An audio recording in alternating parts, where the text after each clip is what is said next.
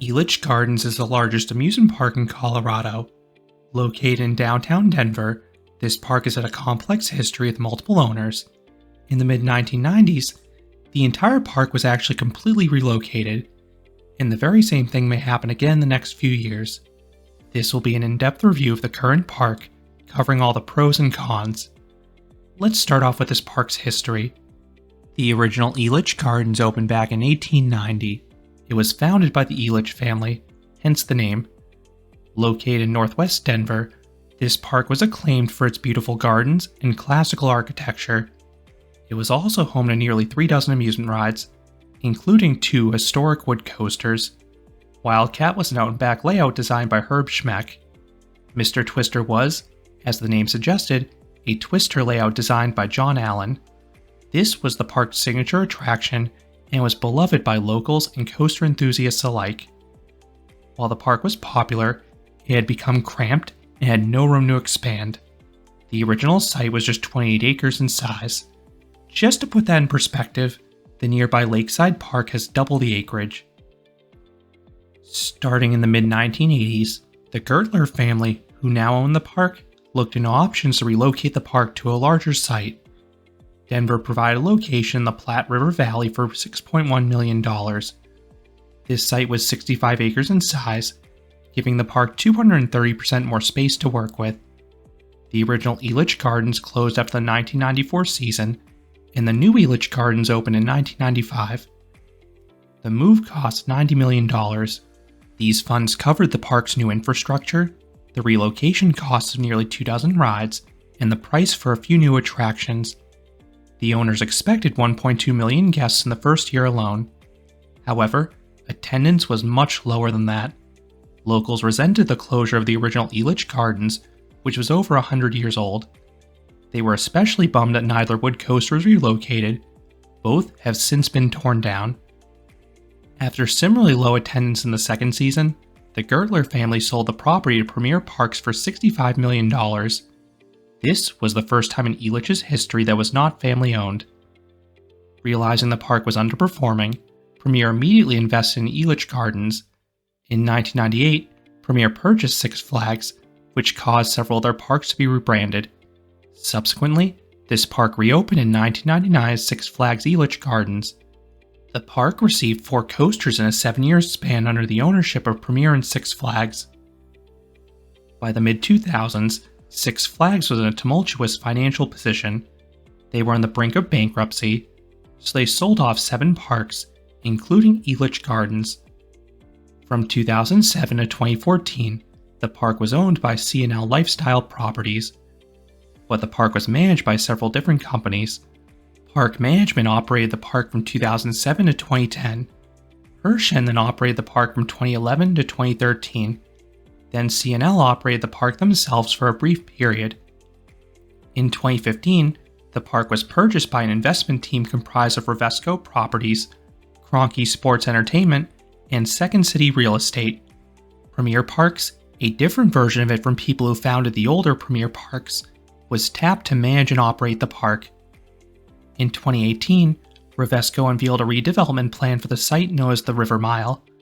This would replace Elitch Gardens with a neighborhood of apartments, office buildings, restaurants, and retail shops. This would feed off the nearby sports stadiums and college campuses to create a lively, walkable downtown area. This project is expected to take 25 years to complete, but Elitch Gardens would have to close much sooner than that for construction to begin. This put the park's future in doubt. In 2023, Revesco announced they were looking at plans to relocate Elitch Gardens once again. The rumored new site would be located in Aurora, closer to the Denver International Airport. Given the rich history of Elitch Gardens, I think it's likely the park will be relocated in some capacity, especially since the park seems to draw good crowds. There were a healthy amount of people there on my lone visit on a Sunday night, but in general, the Denver metropolitan area has a lot of people. I think the question is just how big the new park will be. Could it be bigger? Of course, but it also could be a smaller version that just retains the name. A monkey wrench in both plans was just introduced in June of 2025. Kroenke Sports Entertainment became the majority owners of Elitch Gardens, meaning The fate of both the River Mile project and the amusement park now rests in their hands. Kroenke owns the adjacent Ball Arena, which is home to the Denver Nuggets NBA team. My gut tells me they'd prefer mixed developments over an amusement park, as that would better complement a sports arena. This means the current Elitch Gardens is still likely doomed. It is just a matter of when. The other question is whether they still want to remove Elitch. Kroenke has never owned an amusement park in full before, so it's unclear if they have any interest in owning one long term. So my advice is to get here sooner rather than later. This is for two reasons. One, there's a chance it could close and not be relocated. Two, the current location is in such a neat spot for an amusement park, and there's almost a 0% chance a new park would be in a similar location. I love city parks. They have such a unique atmosphere, and the park's tallest rides feed off this location. There is something special seeing a busy city skyline as a backdrop to an amusement park. They are pretty rare in the United States since city land is so valuable. That is why so many of this country's amusement parks are closer to the suburbs, and why groups have been trying to redevelop Elitch Gardens for years. The land is worth more than an amusement park. This location also makes the park highly accessible. There's a train station just across from the park. This connects the park with Denver. Alternatively, you can arrive by car. You might hit some traffic, but there's a large parking lot available. This is a contrast to most city parks where parking is scarce. It is just expensive. They charge $30 to $35 per day if you just show up. This is on the higher end of theme park parking, but is not the least bit surprising when you consider the location. Big tip: you can book the Elitch Gardens parking lot directly in Spot Hero. This will save you a lot of money. If you stay from 10:30 a.m. until 7 p.m., which is the park's typical hours, it costs $10 to $18 depending on the day. That's basically a third to half the usual rate. This can be reduced further if you only visit for a few hours. Another option is to purchase a season pass. These cost as little as $70. In addition to unlimited admission, it gives you unlimited parking all season long. Even if you visit just once, it is worth considering, especially because it includes bring-a-friend free tickets and in-park discounts. Heck, you could even use this place to park for a Denver Nuggets or Broncos game, assuming the times overlap. Meanwhile, day tickets cost $70, the exact same price as a season pass at the gate. But I'd recommend buying them in advance online. They usually cost $40 for weekdays and $55 for weekends there. So when you add the $30 to $35 parking fee, a season pass will probably still make sense for at least one person in your group, assuming you arrive by car. This park does not have many gardens, but I do really like how the front half of it looks. The entry area is covered, and it feels like a mini mall. This opens up to a plaza with the park's historic carousel, with the observation tower behind it. This is quite the reveal. You can then veer right for the water park, or continue left down a quaint main street. This has some trees down the center, and the park's Ferris wheel at the end.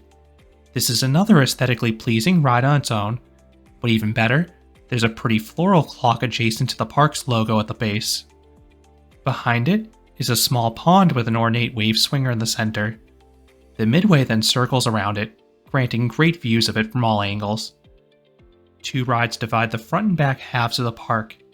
You must pass through them to get to the back areas. You can either pass through a covered midway that houses the park's dark ride entrance, or you can walk underneath the Sidewinder roller coaster.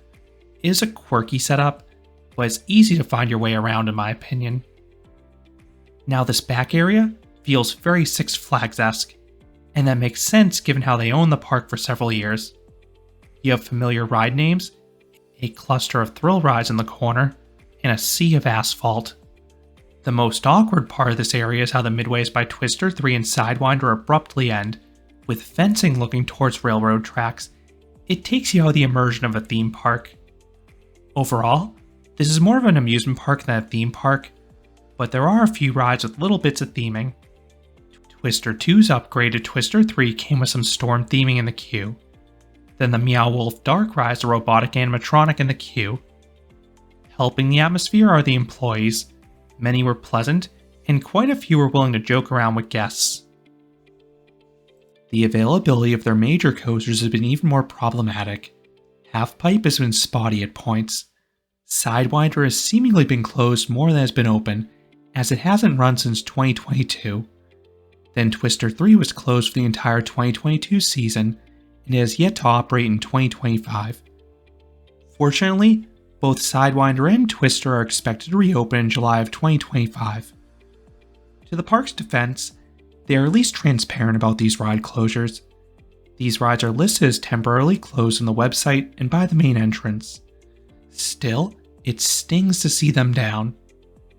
The park currently has 6 different roller coasters. The lineup is okay at best. Most are off-the-shelf clones. The only custom layout is Twister 3. This was unfortunately closed in my lone visit to the park. The structure is impressive, but from what I've heard, it is a subpar wood coaster. The layout has minimal forces, and I've heard it can be pretty rough. The best coaster is likely Sidewinder, which was also closed during my visit.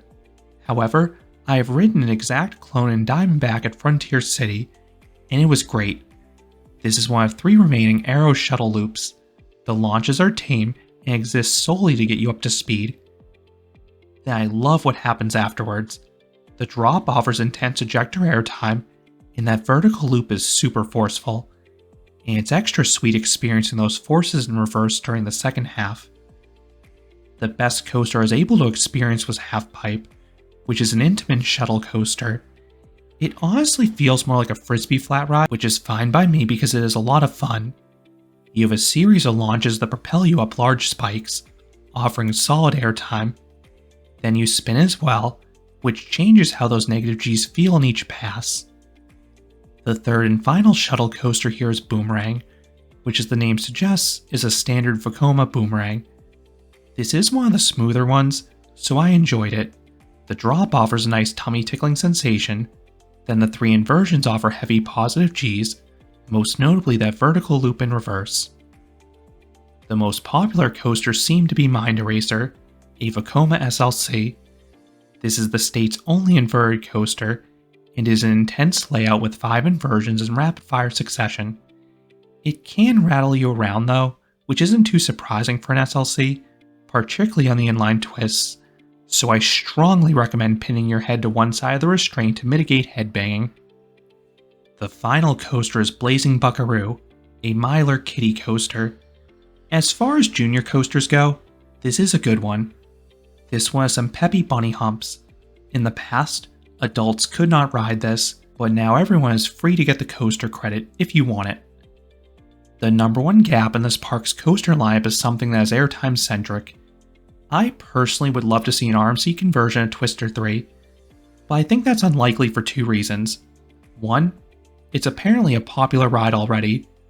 2, and more significantly, this park may close in the near future, so it does not make sense to invest in something that will not operate for long and would be challenging to relocate.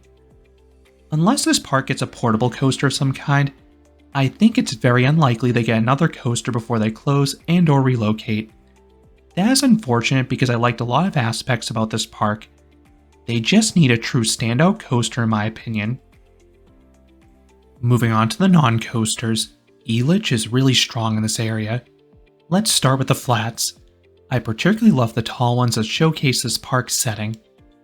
Tower of Doom is an excellent drop tower. This is a giant drop from Intamin that stands 220 feet, or 67 meters tall. It offers amazing views in all directions, and the drop packs a wallop. It is sudden, and you float the whole way down with a solid stomach drop sensation. Starflyer is a vertical swing ride from Funtime that's roughly as tall. It spins too slowly to offer any noteworthy forces, but you get plenty of time to admire your surroundings. I particularly like how it spins above Twister 3, which again is an impressive structure to see in person given its scale. Then Big Wheel is a chance Ferris wheel that offers your chance to take in the sights with a camera in hand. This park is a decent mix of spinning rides, including an old school spider. You don't see too many of these nowadays. You can get the tubs really spinning quickly if you throw your weight into it. Then there are 2 notable pendulum style rides. Brain Drain is a Larson Superloop offering oodles of hang time over the top. Then Sea Dragon is a chance swinging ship offering nice airtime in the ends of the boat. Then there are 2 upcharge attractions, Slingshot and the Accelerator Sky Coaster. These look to offer amazing views and thrills, but they are pricey at roughly $25 per person per ride. There also is a historic carousel that came from the original park. This was built by PTC, and it features dozens of beautiful, hand-carved horses. It is a must for carousel lovers. Kids will find a cluster of attractions specifically for them in Kiddyland. This includes the aforementioned Blazing Buckaroo, plus some smaller flats, and even an indoor play area. For dark rides, this park is just one, but it's a unique one in Meow Wolf Kaleidoscape. This was a reskin of the park's former Ghost Blasters dark ride. It is a psychedelic art museum as you pass these multicolored trippy sets. It is interactive too, as you have guns that reveal a few things along the way. Not all of the targets seemed to work for me, and it was a bit odd it didn't keep score, but the overall experience was really cool, and the set design was unlike any other shooting dark ride I've ever tried. Then this park has 2 water rides available. Shipwreck Falls is a traditional shoot the chutes with a zippy drop and a soaking splash. Then Disaster Canyon is a secluded river rapids ride that looks to get you drenched. In addition to those water rides on the amusement side, there is the Island Kingdom Water Park. This is included with admission. I spent all my time on the dry side, but there looked to be a good mix of tube, body, and raft slides across all thrill levels there. This also looked to be where a majority of the crowds were. On that note, how should you tour this park? If you're interested in the water park, I recommend starting there before the crowds pile in. Come in your bathing suits so you can head straight to the slides before they form any waits. If you're only interested in the amusement side, I would recommend starting with Mind Eraser, then head to the back corner with Half Pipe, Boomerang, and Twister 3. This allows you to knock out their 4 most popular coasters quickly. In my lone visit, Mind Eraser, Half Pipe, and Boomerang had the park's longest waits. Mind Eraser is primarily due to its popularity, while the other 2 were due to them being shuttle coasters that ran just 1 train. These 3 rides all hovered around the half-hour mark. I've heard Twister 3 can get similarly long lines when it's operational as well. One tip when Sidewinder is operational: that is typically the first coaster to close due to staffing, so if you want to maximize your chances of riding it, you have a better shot on weekends. The park will likely be busier, but it's worth considering if it's a priority for you. If you visit on a particularly busy day or are pressed for time, the park does offer a paid Skip the Line pass. Rapid Ride costs $70 per person. You get a wristband, and it grants unlimited access to the amusement side's most popular rides. You typically merge at the station, meaning you shouldn't have to wait more than 5 to 10 minutes max. The most notable ride that's excluded is Tower of Doom, but that ride instead offers a single rider line. This was not being used by many people, so it almost always allowed me to board the next cycle. I highly recommend using it if you're solo or don't mind splitting up. You probably need a full day if you experience both the dry and water park, but I think you only need a half day in the amusement side, especially if you arrive at opening and bypass the longest waits. This makes the park easy to pair with the nearby lakeside if you're on a coaster trip. Some final thoughts. This park does not have any shows or live entertainment. This place is solely about the rides. This park has a popular Halloween event in Fright Fest. The name was retained from the Six Flags days, and I've heard it's similar in terms of quality. You have some haunts that are okay at best. But my lone visit was in the summer months, so I cannot say from experience. The park has a handful of eateries available, but I chose to have a full meal in downtown Denver instead. I did get a pretzel by the main entrance. It wasn't your standard super pretzel, it was doughier, freshly baked, and scrumptious. Just pricey. So do I recommend Elitch Gardens? Yes. I love this park's location in downtown Denver. This city is such a cool backdrop, and I love how the largest rides take full advantage of that. And this park seems to be on a ticking clock, so you may not have much longer to appreciate that setting. I would recommend going here before it's too late, especially because it's possible the park closes with minimal notice and does not relocate.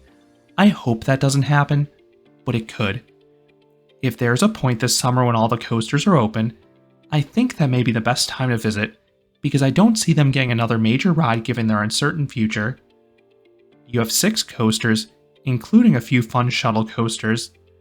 Then there are some great flat rides and a unique dark ride. Do I wish they had a world-class coaster? Of course. But they have enough for an enjoyable day in my opinion, especially if you pair it with other stuff in the area as well. Those are my thoughts on Elitch Gardens, Colorado's largest amusement park. What are your thoughts about this place and its future? Let me know down in the comments. If you enjoyed this review, I would appreciate it if you gave this video a like, and you considered subscribing, because there'll be a lot more roller coaster and amusement park videos here at Canopy Coaster. Thanks for watching.